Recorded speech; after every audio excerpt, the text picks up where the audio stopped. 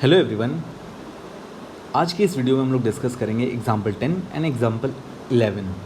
Last video में मैंने आपको बताया था कि कैसे root 2, root 3, root 5 and so on कैसे उसे इरेशनल प्रूफ किया जाता है। So the method which we were doing is contradicting method. तो कॉन्ट्राडिक्टिंग मेथड में क्या करते हैं हम लोग? फर्स्ट ऑफ ऑल जो नंबर को हमें इरेशनल प्रूफ करना है, हमें उसे मान लेना है कि वो नंबर क्या है, रैशनल है। तो रैशनल अगर हमने मान लिया है तो we know that we can show it in a upon B. So अगर आपने वो वीडियो नहीं देखा है तो please just go and watch it. तो let's start these kind of questions, कैसे इसे बनाया जाता है आंसर। सो मैंने बोला कि जब भी आपको इरैशनल प्रूफ करना होगा, एनसीईआरटी में जितने भी हमारे प्रॉब्लम्स हैं इस तरह के, हमें वो कॉन्ट्राडिक्टिंग मेथड से जाना है। तो हम क्या करेंगे इसको, let 5 minus root 3 is rational number. ठीक है, 5 minus root 3 is rational number. अब जब ये एक रैशनल नंबर है, we know that 5 minus root 3 can be represented कैसे, ए अपॉन बी। जो भी है हमारा rational number, we know that कि उसे हम ए अपॉन बी में शो कर सकते हैं किसी भी रैशनल नंबर को। और यहाँ पे ए एंड बी आपस में क्या है, ए एंड बी आर को प्राइम नंबर्स। को प्राइम नंबर्स मतलब वो दो नंबर जिनका वन के अलावा कोई भी दूसरा फैक्टर नहीं होता है।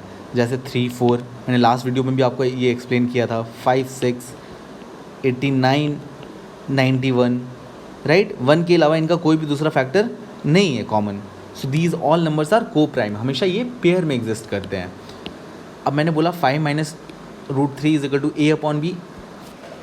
ए और बी हमारा क्या है, को प्राइम नंबर है। अब इसके बाद हम क्या करेंगे कि रूट 3 को हमें रखना है, ओके। तो root 3 is equal to, I can write what, मैं इसको राइट हैंड साइड ले गया तो 5 माइनस ए अपॉन बी, ये हमारा आ गया। इसको मैं लिख सकता हूँ 5b minus A upon B. सो हम ये देख पा रहे हैं कि यहाँ पे देखो ए एंड बी एक को प्राइम नंबर है, क्या है, एक इंटीजर्स है।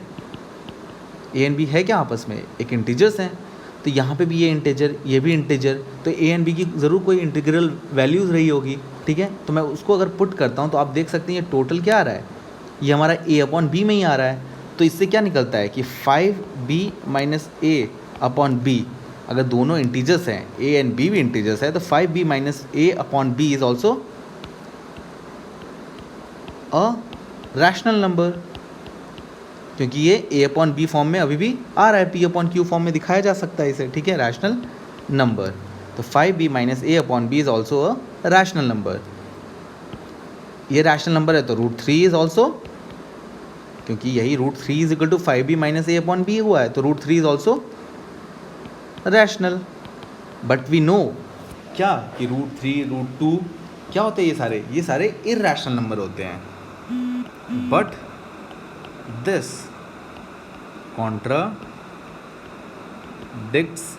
the fact that root 3 is irrational।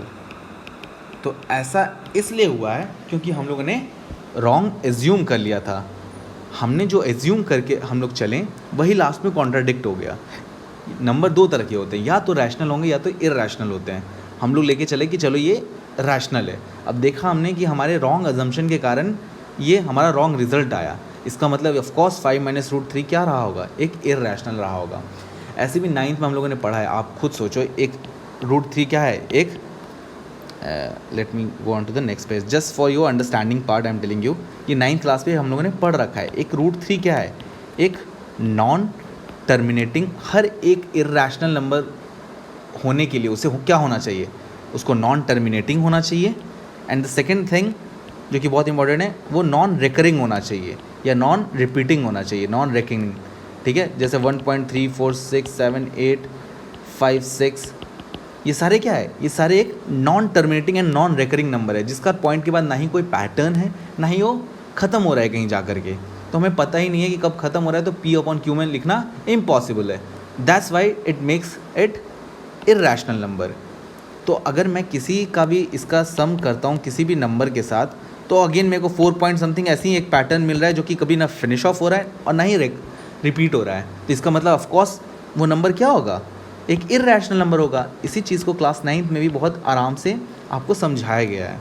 तो इसका मतलब कोई भी number plus irrational number always irrational number होता है।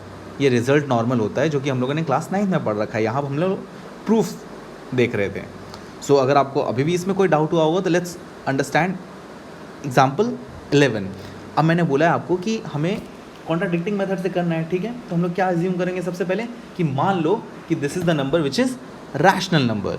So answer show that 3√2 is irrational, ठीक है। तो मैं मान लूँगा let us assume that 3√2 is rational.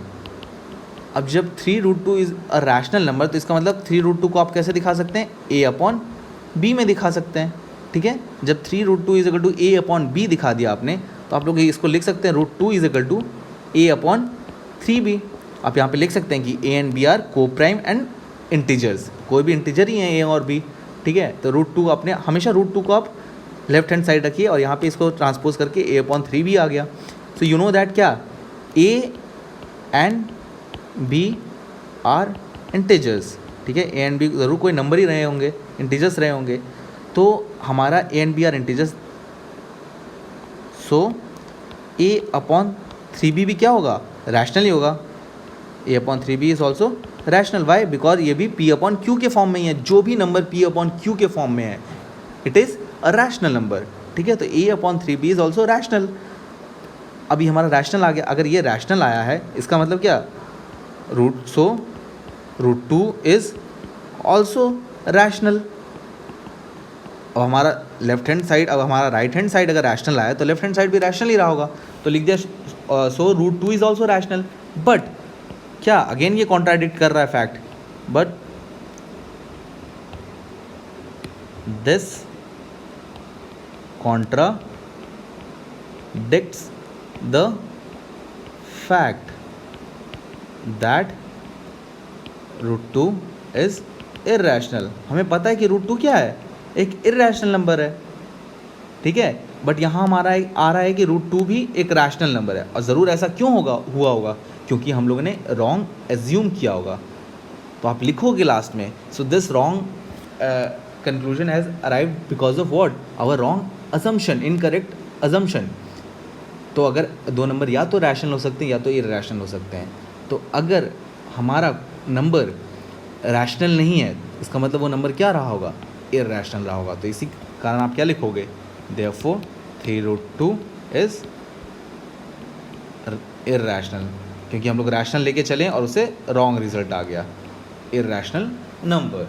So that's how you do it. कोई भी आपको इर्रेशनल प्रूफ करना हो तो कॉन्ट्राडिक्टिंग मेथड से सबसे पहले आप उसको मान लो कि वो क्या है, रैशनल नंबर है। तो आप आराम से a/b के फॉर्म में उसे दिखा सकते हो। फिर आप उसके बाद ये सारे आपको चीज़ें समझ में आनी चाहिए एंड देखना है, आपको समझना है ये चीज़ें। तो आई होप सो आपको ये समझ आया होगा। एंड प्लीज़ कमेंट करें जो आपको ना समझ में आया हो। I will meet you in next video with different topic. Thanks a lot.